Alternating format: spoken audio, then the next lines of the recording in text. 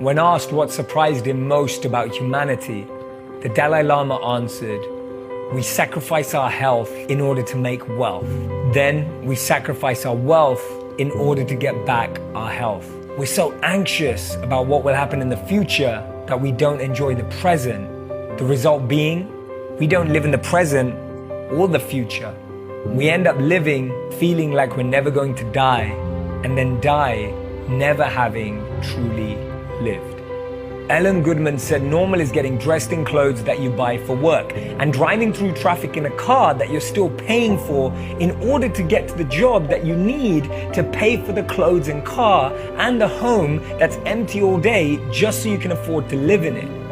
We live in a world where daydreams are more common than dream jobs, where money clouds our search for meaning. In search for profit, we sacrifice our quest for purpose, and in the pursuit of those paychecks, we give up our passions. We're completely rooted to our routines. We're plagued by indecision and lack of vision. They say that the most powerful prison is one when you don't even know that you're locked up. See, the suits are our uniforms, our cufflinks are the handcuffs, our ties are the chains, our boss is like the guard, and well, our cubicles are our cells. And now I know why they call it the glass ceiling, because it shatters our dreams. The only thing we excel at is Microsoft. Now that's a PowerPoint. You know what it's like. We spend the whole day trying to get our work on time, but then spend all of our time thinking about work. We wish our out of office could be permanent. We wish that our inbox would always remain empty. Our LinkedIn resumes are more interesting than our actual jobs. Our profile pictures are the happiest we've been in a long time. We live for the weekend, but then end up feeling weak, clockwork and monotony. But honestly, could Mondays be more meaningful? Could Tuesdays be less torture? Could Wednesdays be more worth it? Could Thursdays be more transformative? Could Fridays be more fulfilling? We count down the next 50 weeks knowing that there's another 50 years. We count down for the next escape knowing that there really isn't one. Because even when we're away from our desks, our minds are still there with the checklists in our heads. We stuff ourselves into our work clothes, then our buses, then the cars, then the trains, and then our offices, only to wait 5 days to live again. And we don't have time to eat dinner together, so we end up eating out of takeaway boxes, not realizing that the TV box takes away from our relationships. We eat on the go, meet on the go, we even sleep on the go, and then wonder why everyone cheats on the go. We're told it's normal to have a 9 to 5. It's a 9 to 9. And it's fine if you don't get enough time with the person you love it took you so long to find. It's normal to work late nights for that next holiday. We work 11 months in a row for 1 month of leave with pay. Hey, who came up with that? It's not normal. We have to reclaim our lives because right now we can all barely survive. And because when he comes late home from work, she says, "You work so hard for a job that would replace you tomorrow if you drop dead." And he says, "I don't have time for this right now." And then she says, "Nothing ever changes. We force ourselves out of bed to live the same day again and again and call it a life." Imagine this for a moment. What if Oprah listened to her haters and doubters? What if Steve Jobs settled for a real job? What if The Rock never broke through depression?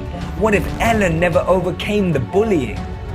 Imagine a world where everyone lived their passion. We'd be better people, we'd be better partners, we'd be better parents. See, I've never seen a strong person with an easy past. We all have a passion, we all have a genius inside us, we have that potential. I know that we've all been in that position, feeling confused and seriously lacking mission, but then I ask myself, at the end of my life, what will I regret? And the answer is clear. The pain of regret far outweighs the pain of risk. So next time you're going through challenges, just remember this. A winner is just a loser who tried one more time. All you need is one person to say yes. One moment can change everything. There are decades when nothing happens, and there are days where decades happen. A year from now, you will have wished you started today.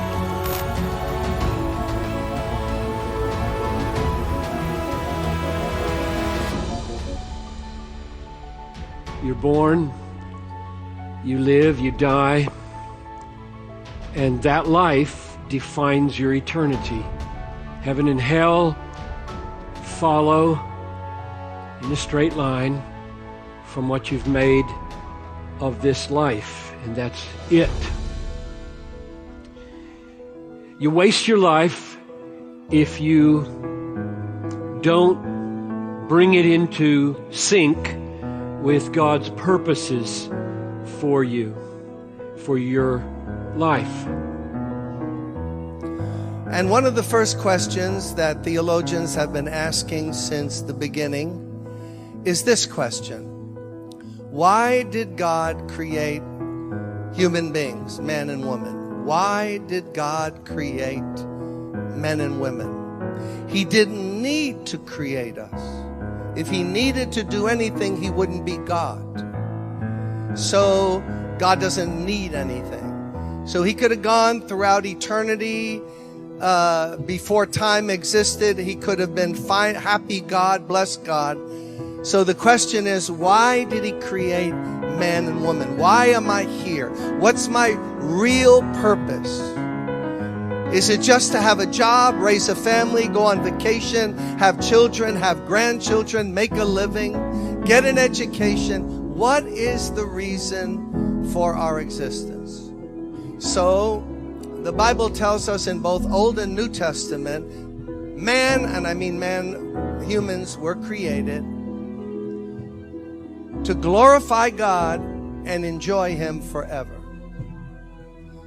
You're existing today to glorify God. That's your initial primary purpose for all of us. We're not here to make a living.